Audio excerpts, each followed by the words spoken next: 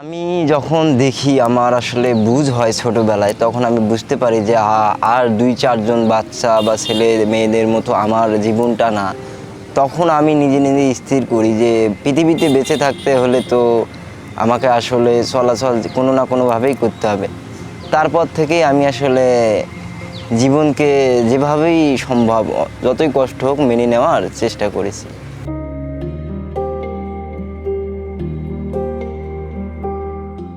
দিনাজপুর জেলার ছোট একটি শহর পার্বতীপুর, যেখানে প্রতিদিনের জীবন চলে নিজের ছন্দে। কিন্তু এই ছন্দের মাঝে এক মানুষ আছেন যিনি নিজের প্রতিবন্ধকতাকে দুর্বলতা নয়, শক্তি হিসেবে দেখেন। তার নাম মোহাম্মদ ইব্রাহিম ইসলাম। জীবন তাকে বাধা দিয়েছে ঠিকই, কিন্তু তিনি পথ খুঁজে নিয়েছে ডিজিটাল দুনিয়ায়।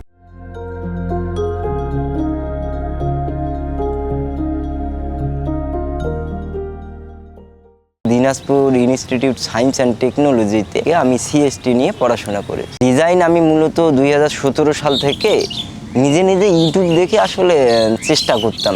তো এক পর্যায়ে আমি যখন 3-4 বছর ওইখানে কাজ করলাম, তো আমি অনেক চেষ্টার পরেও আসলে অনেক কিছু শিখে ফেলেছি। তো এক পর্যায়ে আমি একটা বড় ভাইয়ের আসলে হেল্প নেই ওখানে 1 বছরের মতো। ওনার হেল্প নেওয়ার পর আমি পুরোপুরি ব্র্যান্ডিং, গ্রাফিক ডিজাইনের সব কিছু ওভারঅল শিখে ফেলি।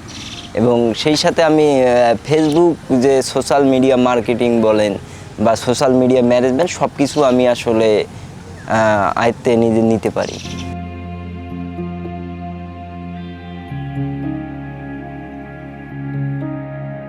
মধুবনে যে সিইও, তার সঙ্গে আমার বেশ কিছুদিন ধরে যোগাযোগ হয়। ফলে আমি ওনার ইন্টারভিউ দিতে আসি।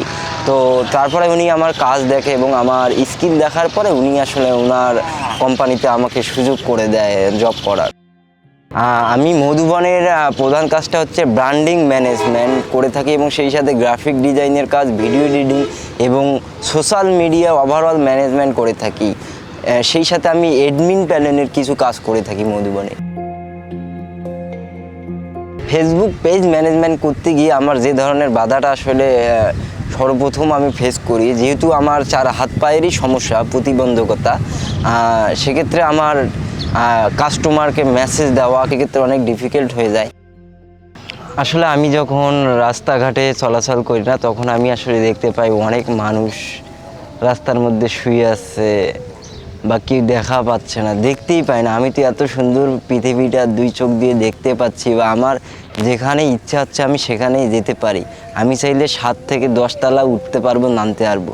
আমি সেটা তাদেরকে যখন দেখি না, তখন আমার আসলে নিজের মনের শক্তিটা আরও বেড়ে যায় যে তারা যদি পৃথিবীতে সন্তুষ্ট থাকে, তাহলে আমি এত কিছু পারতেছি, তবুও কেন আমি আসলে হতাশা থাকবো। তখন আমি আসলে আমার সামনের পথটা এগিয়ে যাওয়ার আমি আরও বেশি শক্তি পাই। কিন্তু এই পথটা সহজ ছিল না। তিনি লড়েছেন সমাজের দৃষ্টিভঙ্গির সঙ্গে, নিজের সীমাবদ্ধতার সঙ্গে, এমনকি নিজের মনোজগতের দ্বিধার সঙ্গেও। এই ছিল মোহাম্মদ ইব্রাহিমের গল্প, একজন যোদ্ধার, একজন ডিজাইনারের, যিনি দেখিয়েছেন ইচ্ছে থাকলে পথ বের হয়।